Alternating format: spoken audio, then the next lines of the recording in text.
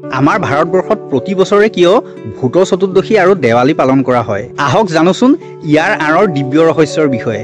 আমি দেৱালীৰ আগদিনা ভূত চতুৰ্দশী পালন কৰোঁ কাৰণ সেইদিনা আমাৰ 14 পুৰুষৰ আত্মা নিজৰ বংশক লগ পাবলৈ পৃথিৱীলৈ নামি আহে। সেই আত্মাসকলক ঘৰৰ ৰাস্তা দেখাবলৈ আৰু বেয়া আত্মাক দূৰলৈ খেদি পঠাবলৈ ঘৰত 14 গছ চাকি জ্বলোৱা হয় আৰু সেইদিনা 14 বিধ শাক ৰান্ধি ভগৱানক অৰ্পণ কৰিব লাগে, তাৰ পাছত নিজেও গ্ৰহণ কৰিব লাগে। এনেকৈ কৰিলে বেয়া শক্তি দূৰলৈ আঁতৰি যায় আৰু বতৰৰ পৰিৱৰ্তনৰ লগে লগে ই আমাৰ ৰোগ প্ৰতিৰোধ ক্ষমতাও বৃদ্ধি কৰে।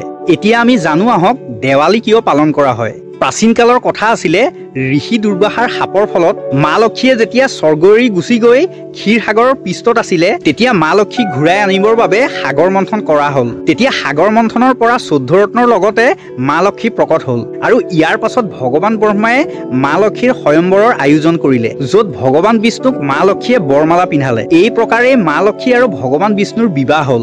মা লক্ষ্মী ঘূৰি অহা আৰু ভগৱান বিষ্ণু আৰু মা লক্ষ্মীৰ শুভ বিবাহৰ উপলক্ষে গোটেই স্বৰ্গলোকত সকলো দেৱী দেৱতাসকলে চাকি জ্বলাই অতি আনন্দৰে উদযাপন কৰে। এই শুভ বিবাহৰ দিনৰ উপলক্ষেই তেতিয়াৰে পৰাই দীপাৱলী পৰ্ব হিচাপে পালন কৰাৰ পৰম্পৰা গঢ় লৈ উঠিল। অন্য এক কথাৰ অনুসৰি যেতিয়া ভগৱান শ্ৰী ৰামচন্দ্ৰই 14 বছৰ বনবাস আৰু ৰাৱণক বধ কৰাৰ পাছত যেতিয়া নিজৰ ৰাজ্য অযোধ্যালৈ ঘূৰি আহিছিল তেতিয়া অযোধ্যাবাসীয়ে তেওঁলোকক স্বাগতম কৰিবৰ বাবে গোটেই ৰাজ্যত ঘিঁউৰ চাকি জ্বলাই ভগৱান ৰাম লক্ষ্মণ আৰু মা সীতাক অভিনন্দন জনায়।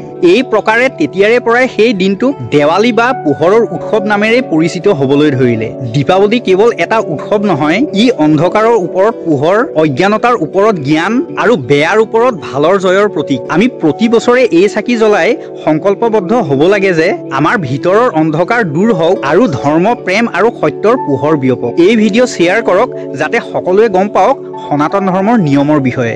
জয় শ্ৰীৰাম।